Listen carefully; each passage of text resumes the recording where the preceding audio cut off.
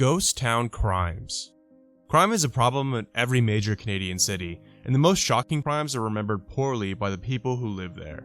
But what about the crimes in the cities that no longer exist? Who remembers them? Ghost towns, or towns or settlements that no longer exist for various reasons, are plentiful throughout Canada. We have over 100 in Ontario alone.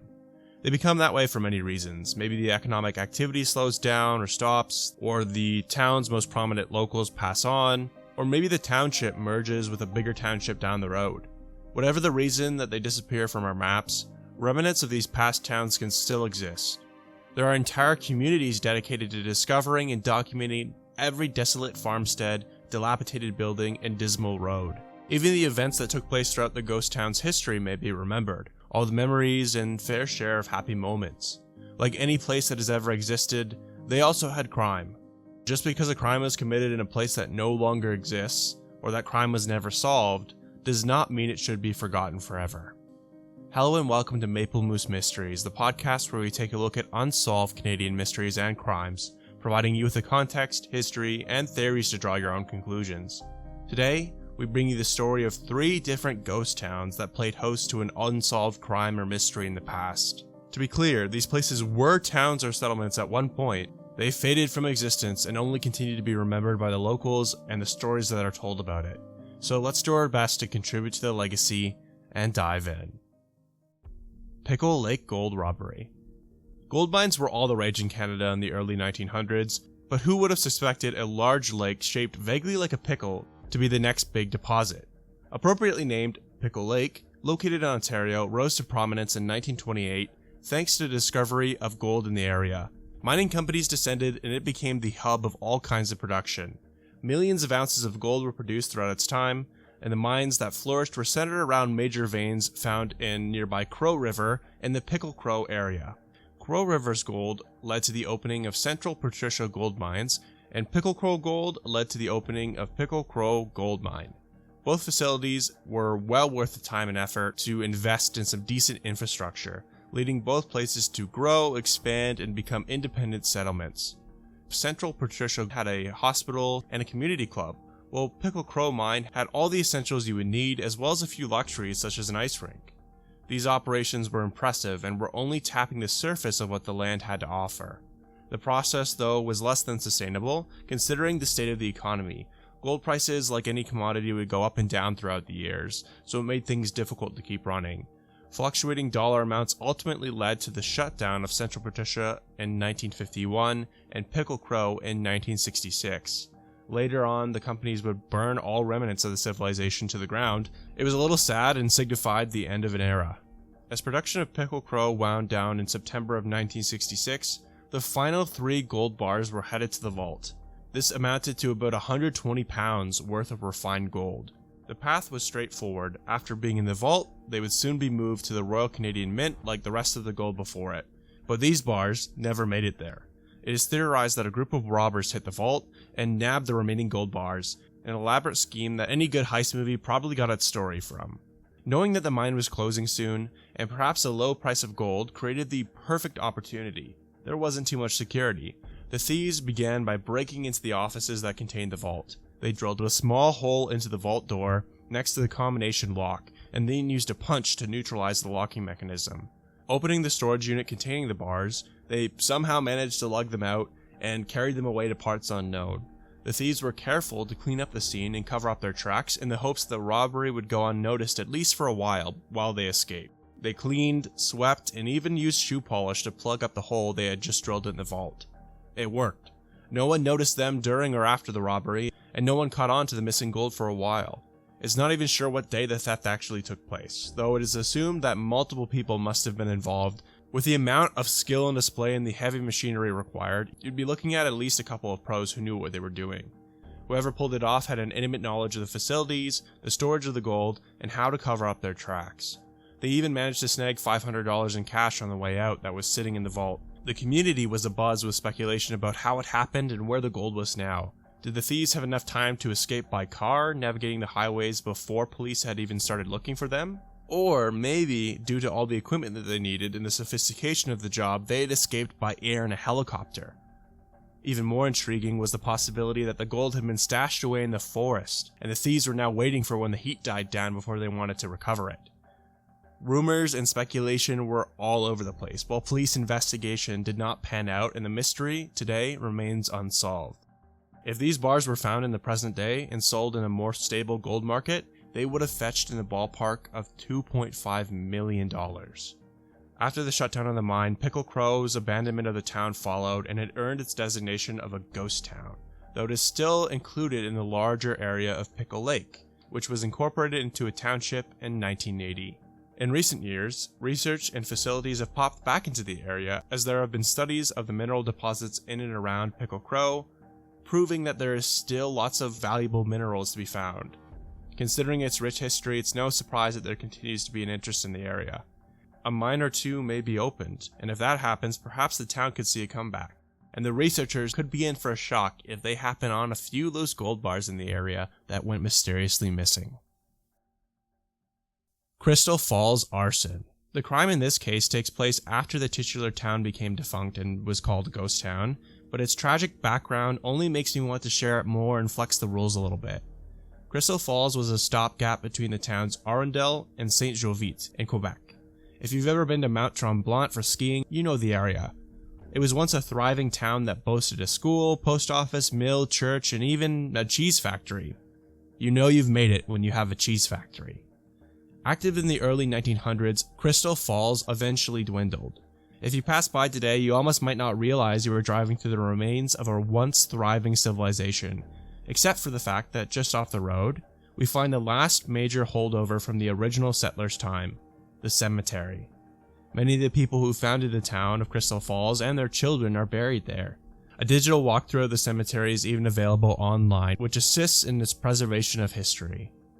And until only recently, the original church also stood where it was faithfully maintained for over 100 years. Not many ghost towns have an active community willing to preserve it that way, much less a single property, but the cemetery and church were an icon.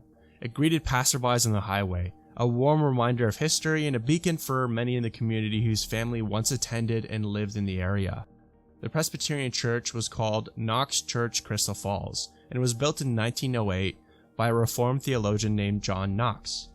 Picture a beautiful white chapel with a classic small steeple on top, shelving lined with lanterns, with wooden pews, and a small black furnace in the middle of the church whose piping is holding up candlelit chandeliers. The building was passed down from generation to generation, and eventually, a small charity was formed in the 1970s to assist with the maintenance fees of the property. Over time, the fund grew, with the current caretaker who's been maintaining the area for 40 years continuing the work and providing regular updates on the space. This ongoing task includes things such as purchasing new windows, rebuilding the roof, and getting the area mowed 6 times a year.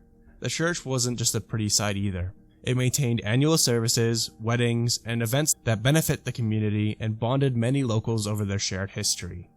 In 2002, the church was fully illuminated with over 100 floodlights during a ceremony, which became an ongoing tradition every night throughout the night going forward as a light that would never be extinguished. It was hard to miss. This continued, along with the services, until May of 2021, when the church was hit with a string of vandalism. The break-ins left behind a broken door, smashed glass, and a trail of footprints, and no one was found responsible during the investigation.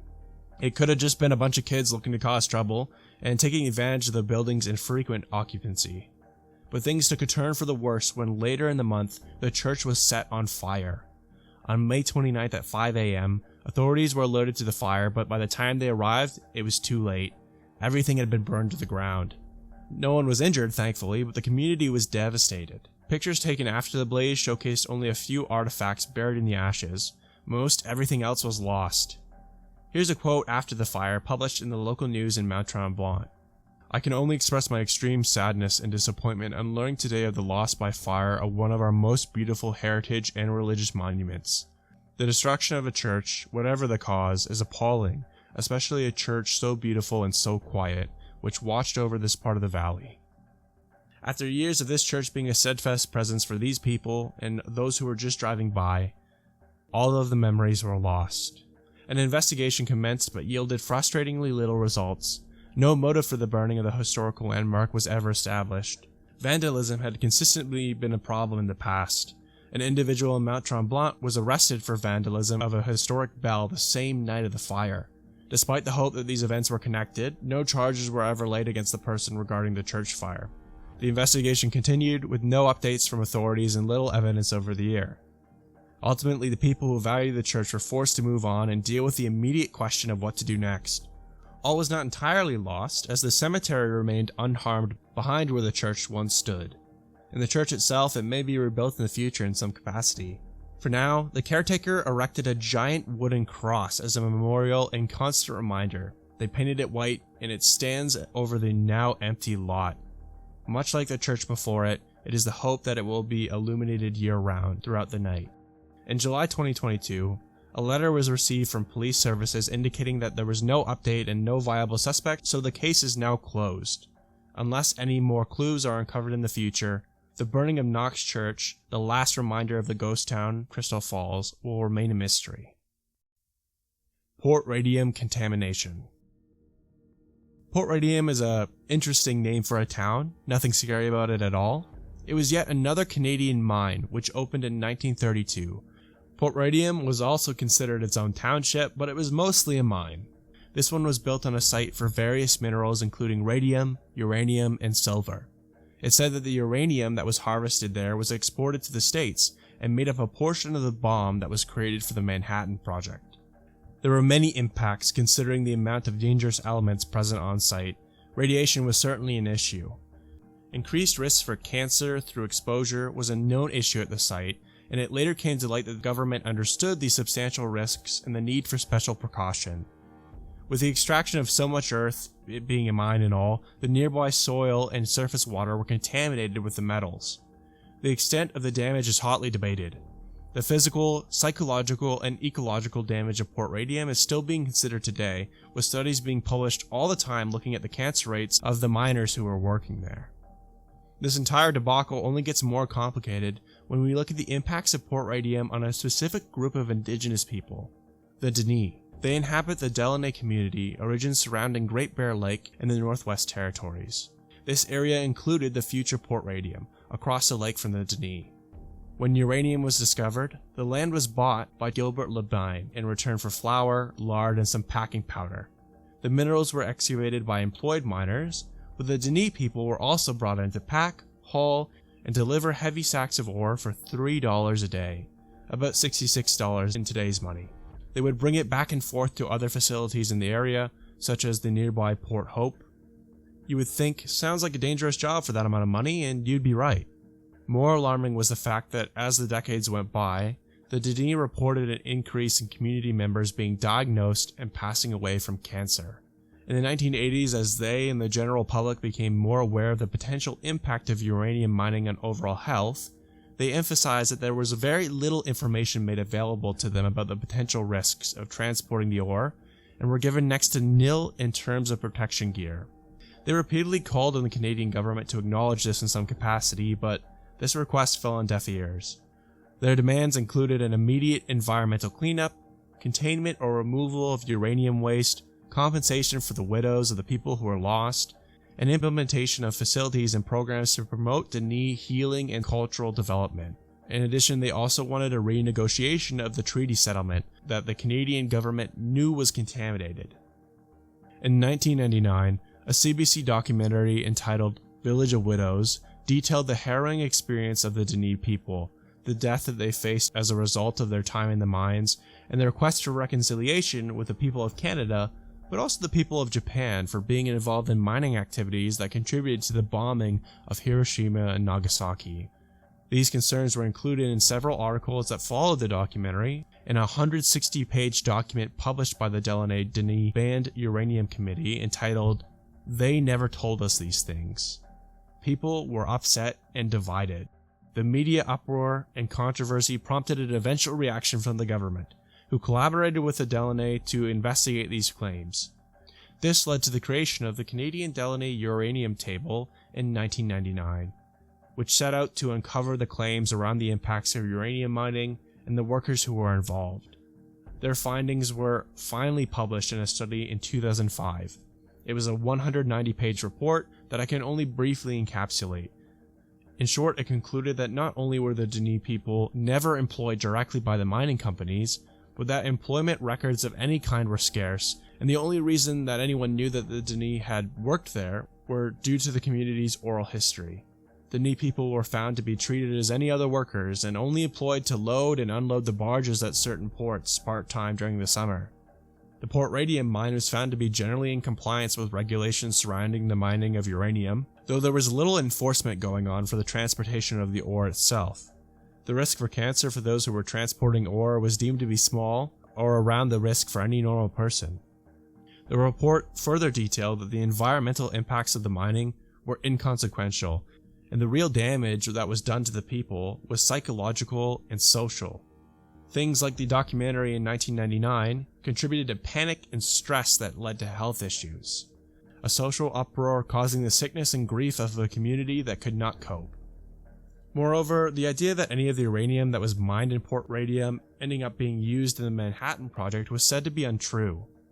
Though the Denis people apologized to Japan for their role, no Canadian official has claimed that this belief is rooted in anything other than the Denis oral tradition.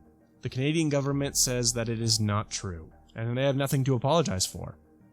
Despite this study putting a definitive stamp on the matter, and many recommendations to address ongoing tensions for the Denis people, there were critics who found it to be lacking. Some questioned the way that data was collected, the lack of certain definitive pieces of data, and how much of the impacts of the mining were drawn from death records that doesn't tell a complete story of what the Denis people may have experienced. In recent years, there have been significant findings concerning cancer rates for white uranium miners who were employed at the mine, contradicting earlier studies that focused on different variables and said that mining was safe. It seems that there is a higher risk for cancer for those directly mining it, but with a lack of concrete data on the delivery and transportation of the ore, many question how definitive an answer can be found. Ever since the documentary Village of Widows hit the airwaves, people high up in the government have denied the experience of the Denis people. The Denis people feel that they have been unheard, even with the studies conducted and the attempts at an understanding. There is the ever-present belief that the government continues to find excuse after excuse to ignore the real harm that the mines have created. And as we stand now, reconciliation and accountability continues to be difficult, with the story having become so twisted over the years. Perhaps more efforts will be made in the future to determine the full scope of the issues they face. We'll have to wait and see. So, what do you think of these 3 ghost town mysteries? Will the gold ever be recovered, vandals ever found, or justice ever served? Even though these towns don't exist anymore, at least we know the story behind them. And that way, they will not be forgotten. If anything, the more we talk about it, the more likely that someday, somehow, we will find answers that the people impacted by these mysteries would be proud of. Let me know what you think by following me on Instagram at Maple Moose Mysteries and sending me a message. If you want more mysteries, crimes, unsolved Canadian stories, be sure to follow this podcast, Maple Moose Mysteries, and give me a rating. It helps me out and I appreciate it. If you do, hey, maybe we can grab a poutine sometime and talk about other Canadian stereotypes. I love Maple, I love mooses. I'd love to see you next time when we have a new mystery to share with you all.